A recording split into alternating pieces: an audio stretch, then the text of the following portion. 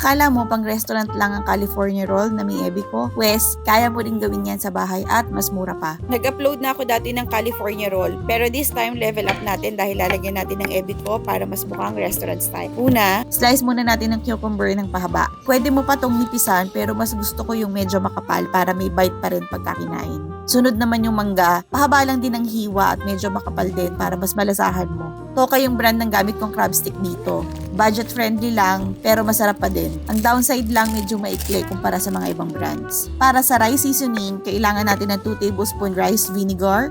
Pero kung wala niyan, pwede na rin ng king vinegar, gaya ng gamit ko. Dinagdagan ko ng 1 tablespoon sugar, then mix lang. Tinikman ko muna, and para sa panlasa ko kulang pa sa tamis, so nagdagdag pa ako ng konti pa. Now, mix na natin yung bagong saing na kanin. Dati, Japanese rice ang gamit ko, pero napansin ko wala namang difference sa regular na bigas natin. Basta malambot ang pagkakaluto, okay na yan.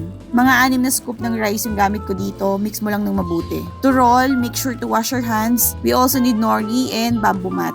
Binalutan ko lang ng cling wrap para hindi dumikit yung kanin pag binaligtad natin mamaya. In-spread ko lang yung rice sa ibabaw ng nori and bahagyan diinan. Kapag dumikit sa kamay yung kanin, basain mo lang ulit ng tubig. Pagkatapos, flip natin yan. Nilagay ko na yung cucumber, crab stick, mangga at Japanese mayo. Gamit yung bamboo mat, i-roll ng mahigpit pero wag naman sobrang diin.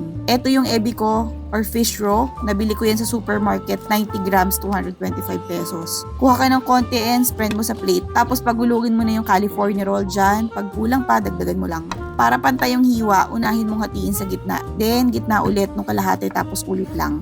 Medyo luluwag yan, so hihigpitan ko ulit using the bamboo mat. And pwede mo nang i-plate. Serve it with wasabi and soy sauce. Tapos nilagyan ko pa ng konting Japanese mayo on top. And ayan na. Save this video para next time mag-crave ka ng California roll, hindi ka nabibili, and follow for more recipes.